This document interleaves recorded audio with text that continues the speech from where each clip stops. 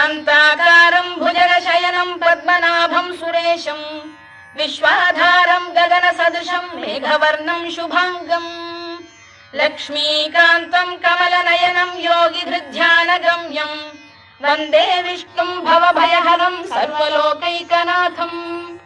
मेघश्यामं पीतकौशेयवासं श्रीवत्साङ्कं कौस्तुभोद्भासिताङ्गं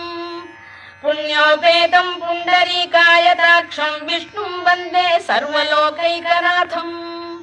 नमः समस्तभूतानामादिभूताय भूभृते अनेकरूपरूपाय विष्णवे प्रभविष्णवे सशङ्खचक्रं सकिरीटकुण्डलं सपीतवस्त्रं सरसीरुहेक्षणं